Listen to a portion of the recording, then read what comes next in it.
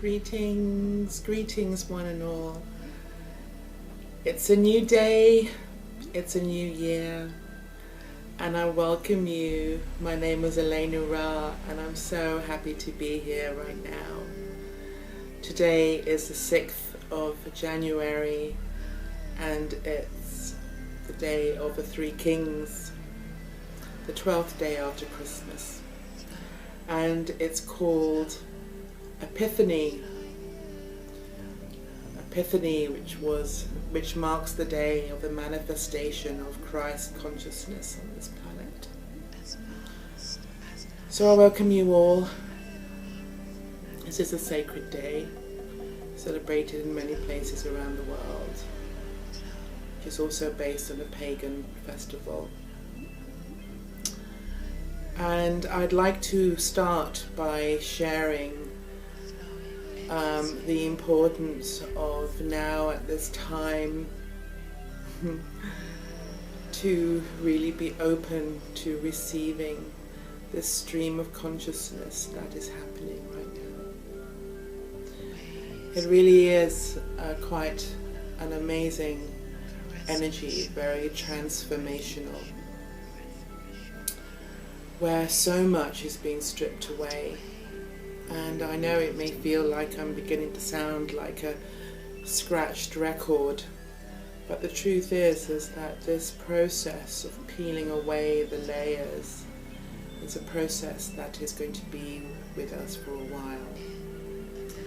And we are really being summoned to know who we are and know who we are not. And essentially, we are divine beings having this human experience.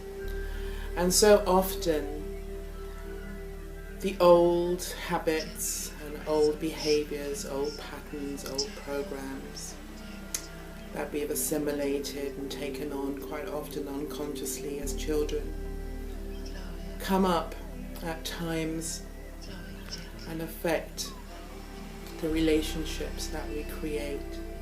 And all the relationships that we have are mirrors.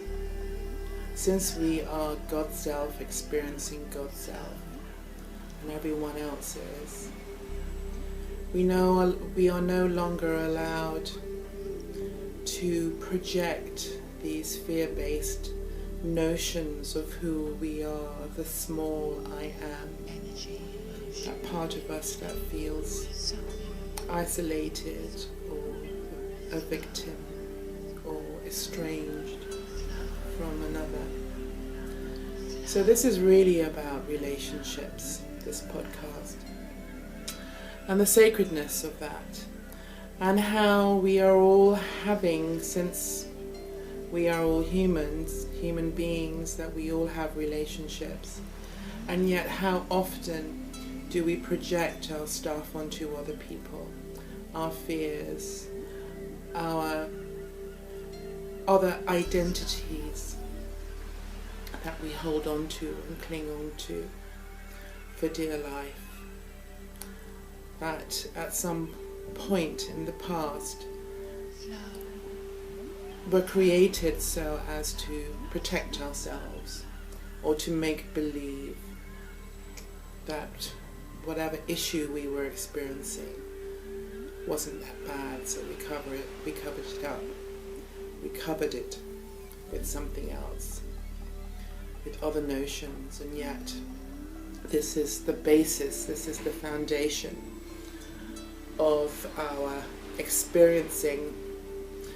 And this is the time now to talk about them.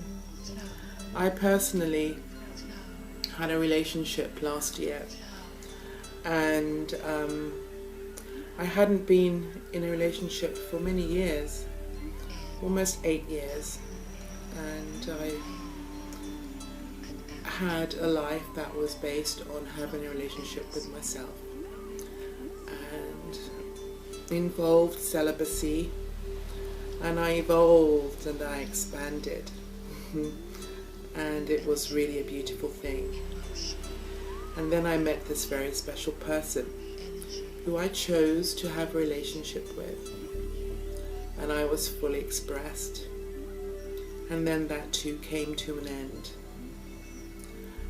And through the estrangement and through the ending and through the separation, I truly found a lot of stuff coming up for me that I had to deal with in isolation.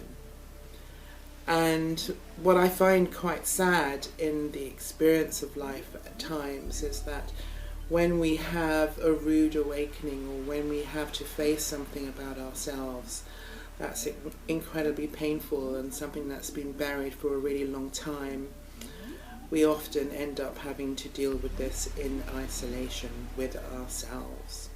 And we're summoned to go to the deepest parts of who we are, to go to the cradle of that experience and sit there and heal. Allow the tears to come. Allow the tears that I call elixirs, the elixirs of the gods, to anoint us, to humble us. And so the ego and the mind simply slips away, and we sit in that place, in that vulnerable place, that place that's uncomfortable, that place that is our sensitivity, our emotions, our feelings, our guidance system. And if our personal guidance systems have been tainted or affected or corrupted in our childhood, then it makes it that more difficult to attend to them. And what we end up projecting upon our relationships and upon the world are these projections of corruption. And the essence of who we are is God consciousness, the beauty, the love, and the openness and the kindness of the heart. And as we allow ourselves to sit in that space and allow the ego to fall away, allow those thoughts to fall away, and really sit in that cradle with your child and rock her or rock him and say it's okay. I forgive that person. I forgive myself. I apologize for abandoning you. And that you is your inner self, that inner child. I'm sorry for not recognizing that you hurt, but I was doing the best I could at that time. And I myself was only a child. And now, as an adult, I am able to take care of you and to look after you.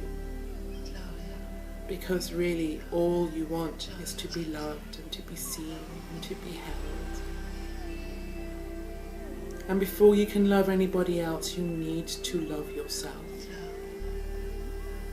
And sure, you can meet someone who's also in the process of healing, and that's wonderful. But it's really important to remain vigilant. Another thing I realize is that the person who you lay down with and exchange your energies, particularly if you've been spending a lot of time with yourself and you become more sensitive and more open, you take on a lot of other people's stuff, and that's what I'm also clearing. And it can be a bit confusing because sometimes you don't know what's yours and what belongs to the other person. But personally speaking, I feel that it's important for me to clear whatever is coming through me at the moment, no matter who it belongs to. There's a new day that's just before us. In fact, that day is right now.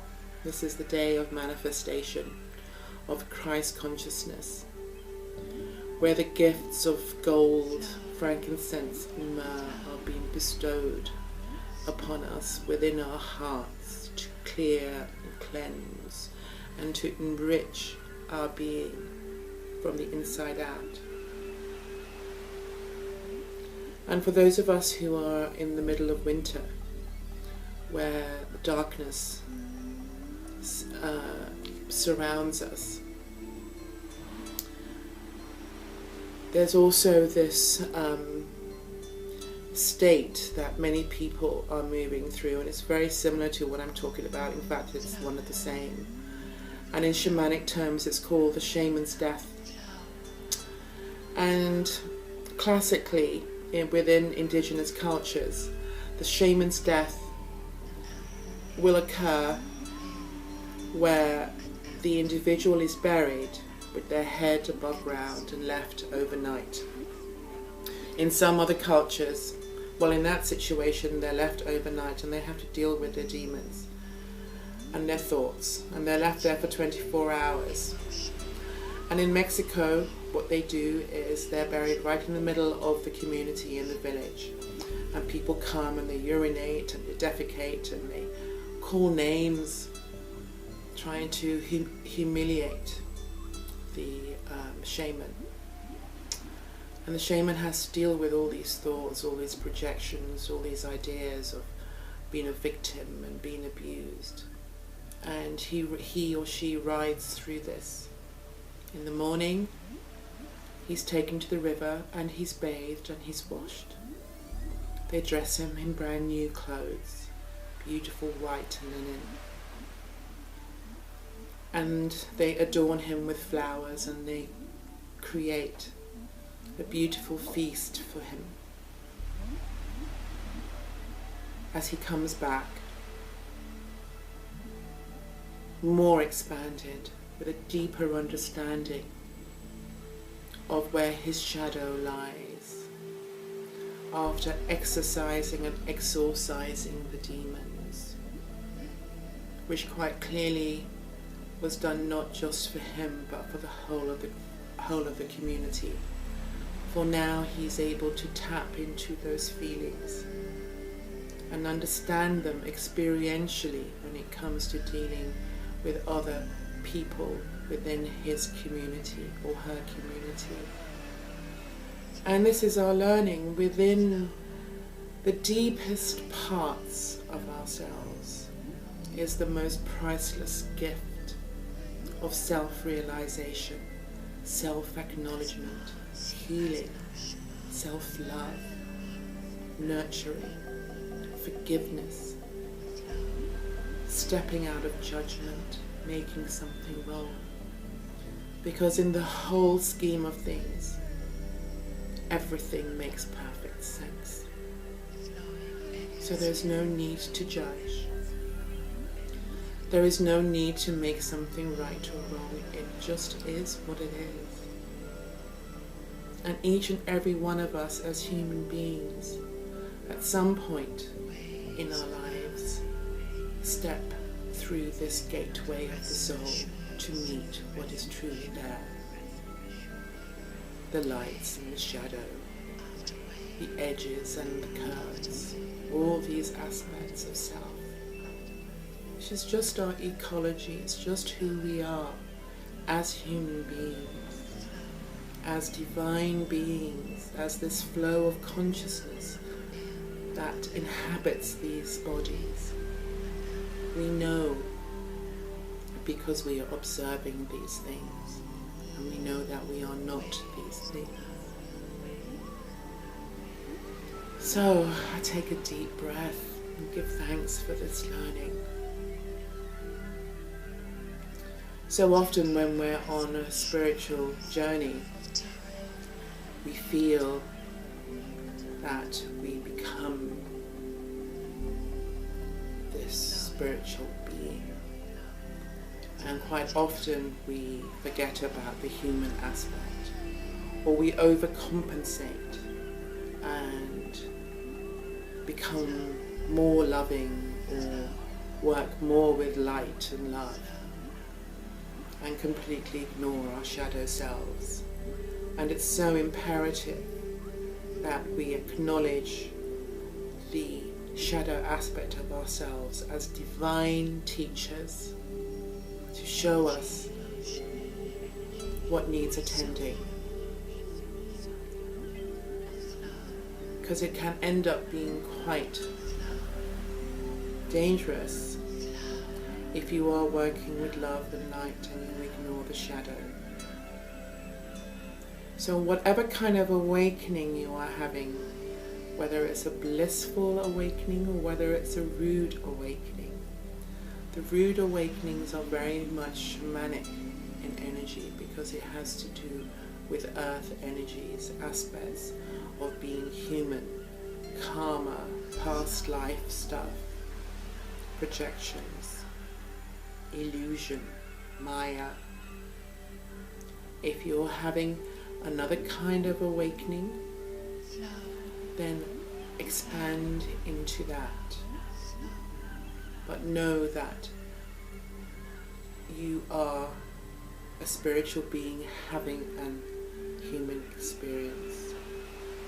There is room for everything. Awaken, arise, remember who you are.